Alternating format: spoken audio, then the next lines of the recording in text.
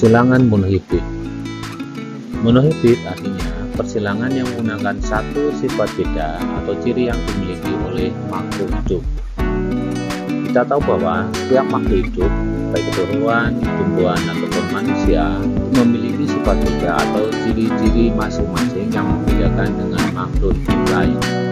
Dalam persilangan monohibrid, kita hanya menggunakan salah satu ciri atau sifat beda yang dimiliki oleh makhluk hidup tersebut.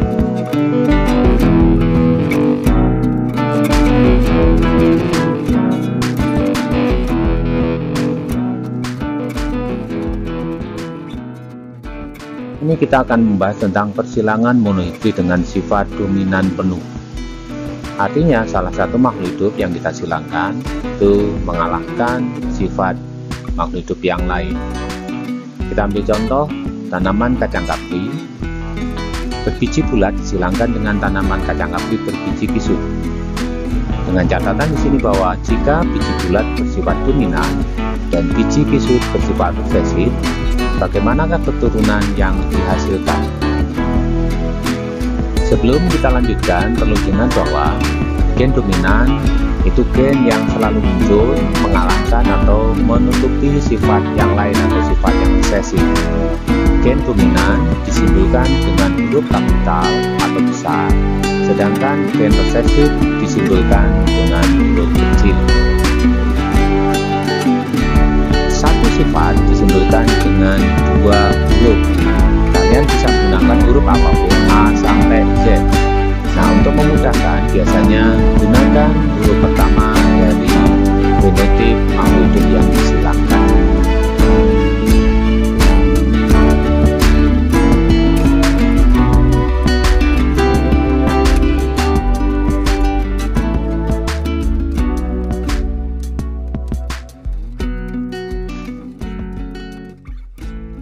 Perhatikan diagram persilangan berikut. Dari persilangan kacang kapri berbiji bulat dengan kisut, maka kita tuliskan parental atau induk dengan menuliskan bulat dan kisut. Kemudian kita tuliskan genotipnya. Ingat, genotip itu disimbolkan dengan huruf double atau dua huruf. Di sini digunakan huruf pertama dari kata bulat, yaitu menjadi B besar, B besar. Sedangkan kisut, genotipnya adalah B kecil karena dia resesif menggunakan huruf kecil. Kenapa kisut tidak menggunakan huruf K? Karena kita sudah menggunakan huruf B, jadi kita tinggal mengikuti. Selanjutnya gamet atau sel kelamin.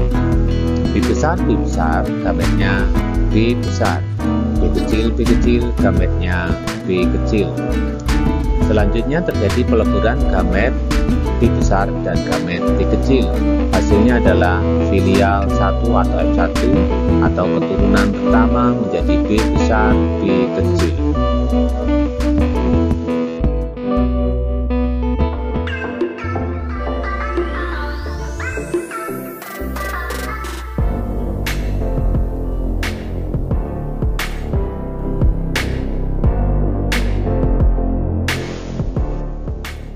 Perhatikan diagram persilangan berikut ini. Kali ini kita akan mencari F2 atau keturunan kedua. Maka induknya adalah dengan cara menyilangkan bersama F1. Perhatikan persilangan sebelumnya, F1 memiliki genotip B besar, B kecil. Maka itulah yang akan kita silangkan. Jadi parental kedua atau P2 adalah B besar, B kecil disilangkan dengan B besar, B kecil. Berikutnya gamet. B besar, B kecil, gametnya B besar dan B kecil. Belah kanan juga sama, B besar dan B kecil. Selanjutnya F2 yang dihasilkan, perhatikan tabel atau papan catur. Gamet sebelah kiri kita masukkan ke kolom paling kiri, sedangkan gamet sebelah kanan kita masukkan ke kolom paling atas. Selanjutnya kita coba gabungkan. B besar dengan B besar, hasilnya B besar B besar. B besar dengan B kecil, hasilnya B besar B kecil. B kecil dengan B besar, hasilnya B besar B kecil.